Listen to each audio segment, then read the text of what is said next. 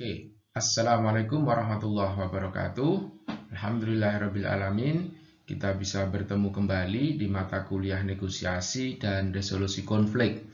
Pada kesempatan pertemuan kali ini, kita akan membahas tentang alternatif dispute resolution. Alternatif dispute resolution merupakan proses ataupun teknik penyelesaian sengketa atau konflik di luar proses hukum, baik itu hukum adat atau hukum tradisional maupun hukum formal yang dikelola oleh pemerintah. Dalam hal ini adalah oleh sistem peradilan. ADR menjadi upaya yang cukup strategis untuk menyelesaikan sengketa hukum ya di luar pengadilan. Karena dalam ADR ini nanti kita akan bisa mengurangi biaya litigasi atau biaya pengadilan yang cukup mahal dan juga bisa mengurangi waktu atau lamanya proses penyelesaian sengketa di meja pengadilan. Nah, selain itu, saudara-saudara sekalian, ADR ini juga bisa untuk mencegah terjadinya sengketa hukum di kemudian hari, ya, pasca dicapainya kesepakatan di antara pihak-pihak yang berkonflik atau yang bersengketa. Pada dasarnya, proses ADR itu dilandasi oleh prinsip pemecahan masalah dengan melibatkan kerjasama di antara dua pihak atau lebih pihak yang mengalami konflik ataupun sengketa. Jadi di dalam hal ini, otoritas kemudian kontrol terhadap proses maupun hasil dari pemecahan masalah itu masih di tangan pihak-pihak yang berkonflik. Dengan demikian, harapannya pihak-pihak yang berkonflik nanti akan bisa menghasilkan suatu solusi yang mampu memuaskan pihak-pihak yang berkonflik. Nah, ini akan berbeda dengan proses penyelesaian konflik di meja pengadilan. Karena di dalam pengadilan negara maupun adat, itu nanti akan dihasilkan suatu solusi yang win-lose. Ada yang menang, ada yang kalah.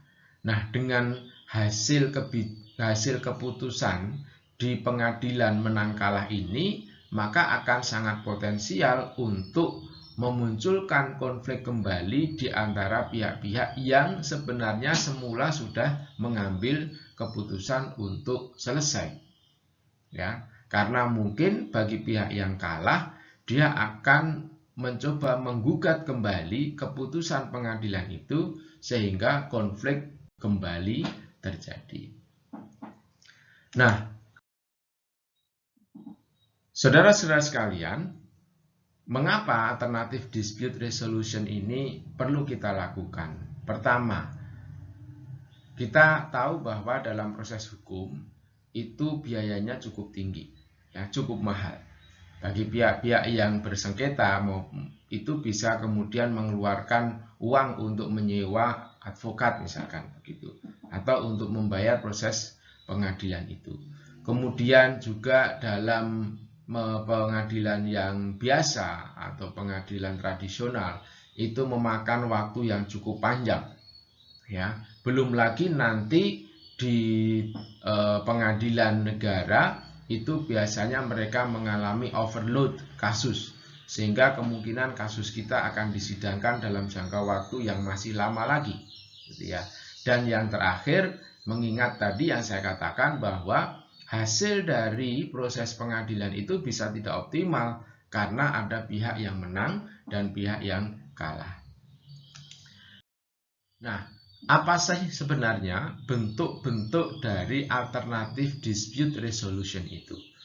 Nah, saudara-saudara bisa melihat di dalam tampilan PowerPoint saya di sini, ada yang kita sebut dengan the ADR continuum, di mana dalam continuum ini kita bisa melihat ada beberapa teknik penyelesaian sengketa.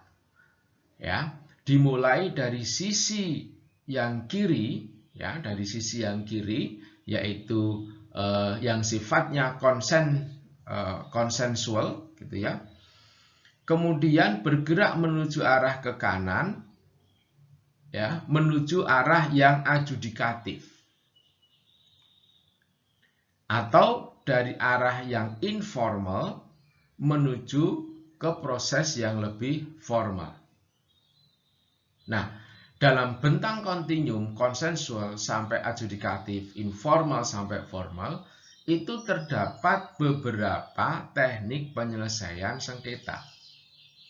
Yang pertama kita sebut negosiasi, kemudian fasilitasi, kemudian bergerak lebih ke kanan lagi kita bertemu dengan proses mediasi, kemudian kita lebih ke kanan lagi ketemu dengan neutral evaluation, kemudian ke kanan lagi kita memiliki teknik arbitrase, dan yang terakhir adalah proses litigasi atau pengadilan.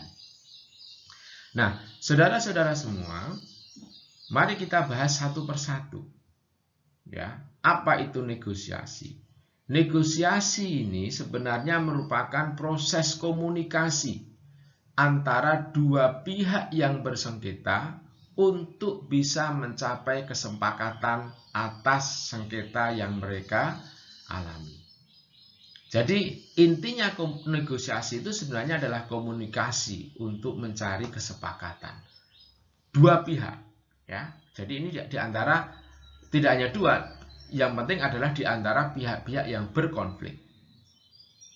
Nah, jika nanti proses komunikasi untuk mencapai kesepakatan di antara pihak-pihak yang berkonflik itu gagal, maka sebenarnya kita masih memiliki alternatif penyelesaian konflik lainnya, yaitu apa? Facilitation atau fasilitasi.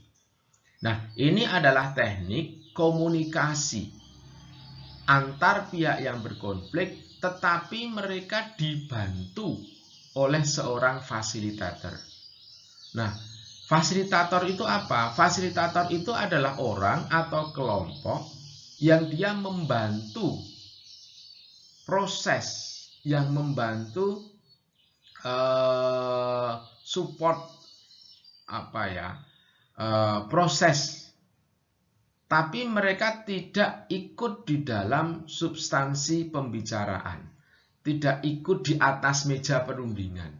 Mereka di luar ruang negosiasi atau ruang perundingan, gitu ya. Jadi misalkan seorang fasilitator itu misalkan menyediakan tempat, ya, kemudian dia mungkin juga bisa membantu agenda.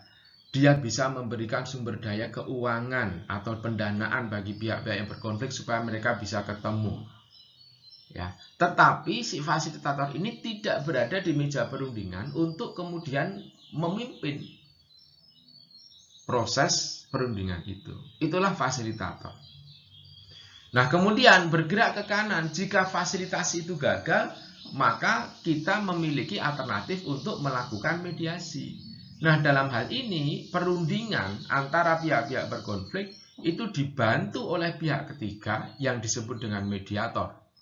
Nah, mediator ini tugasnya tidak hanya memberikan support proses, tetapi dia masuk di dalam proses itu.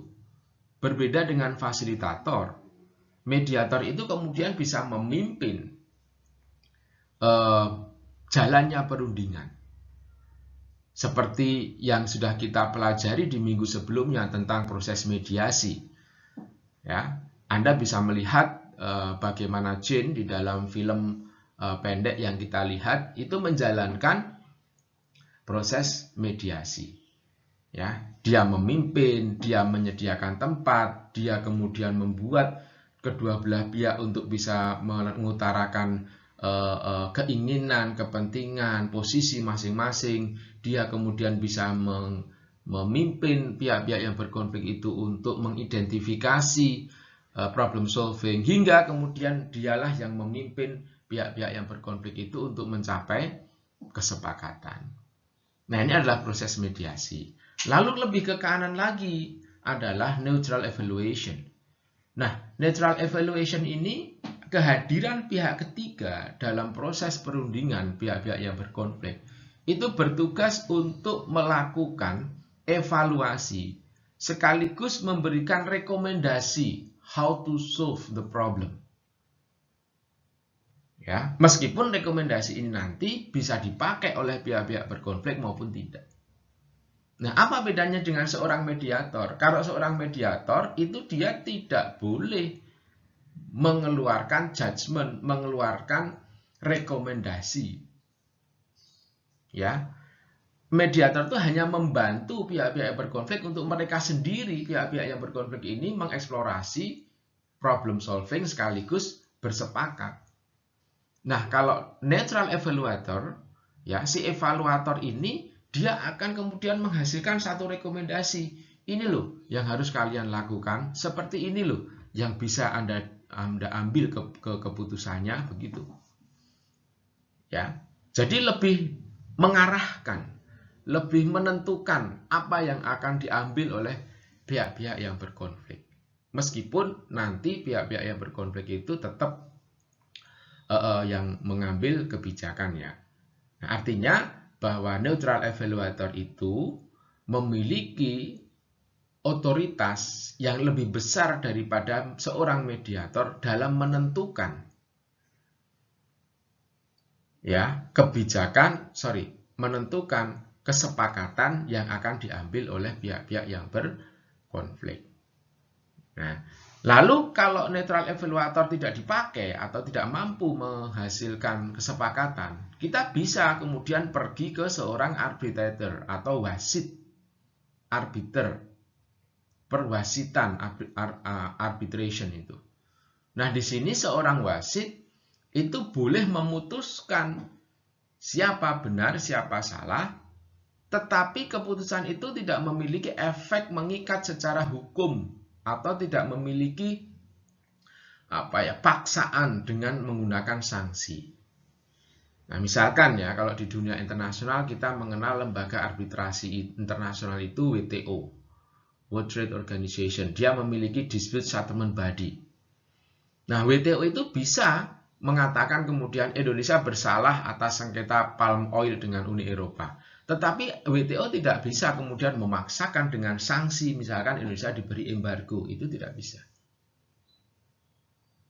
Nah, itu arbitrase namanya, perwasitan. Di sini seorang arbitrator itu lebih berkuasa daripada seorang evaluator maupun mediator. Karena apa? Wasit berhak memutuskan siapa salah, siapa benar, tapi tidak berhak, tidak punya otoritas untuk memberikan sanksi.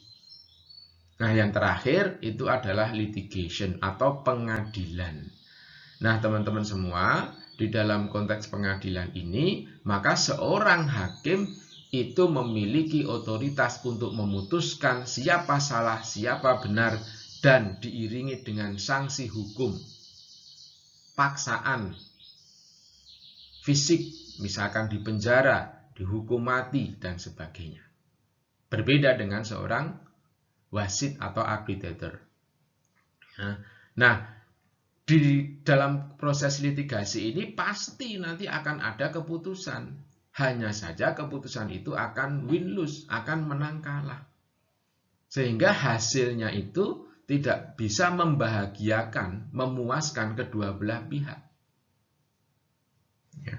Jadi meskipun pasti selesai, tetapi hasil dari kesepakatan atau hasil dari penyelesaian konfliknya itu pasti menang kalah dan membuat pihak-pihak yang kalah terutama itu menggugat kembali. Maka konflik kembali terjadi. Nah, saudara-saudara semua, inilah yang disebut dengan teknik-teknik atau bentuk-bentuk alternatif dispute resolution. Ya. Nah, ketika nanti kalian menggunakan alternatif dispute resolution ini untuk menyelesaikan atau untuk memberikan rekomendasi kepada pihak-pihak yang berkonflik, maka ingatlah prinsip memilih atau memulai proses resolution itu dari kiri ke kanan.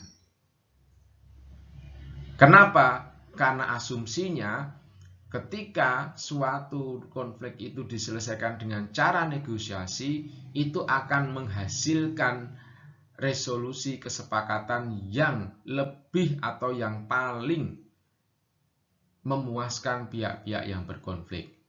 Karena pihak-pihak yang berkonflik itu decide outcome. Pihak-pihak yang berkonflik masih memiliki hak untuk memutuskan apa kesepakatan. Pihak-pihak yang berkonflik itu masih memegang kontrol atas proses ya dari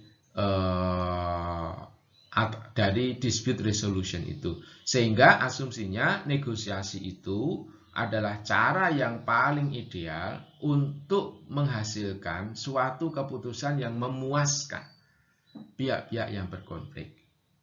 Tapi kalau itu gagal, maka Anda minta bantuan pihak ketiga. Disinilah masuk fasilitasi.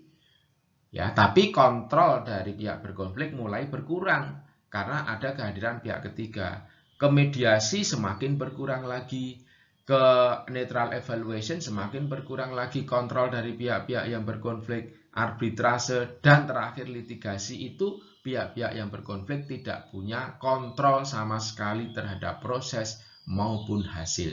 Semua dipegang oleh pihak ketiga, dalam hal ini adalah hakim. Nah, oleh karena itu, sekali lagi saya tegaskan, jika nanti kalian membuat alternatif dispute resolution untuk konflik yang Anda hadapi atau yang dihadapi oleh pihak-pihak lain, maka mulailah solusi itu atau proses itu dari negosiasi sampai kemudian semakin ke kanan hingga litigasi. Demikianlah saudara-saudara yang bisa saya sampaikan terkait dengan alternatif dispute resolution. Semoga bermanfaat bagi kalian semua. Saya akhiri. Assalamualaikum warahmatullahi wabarakatuh.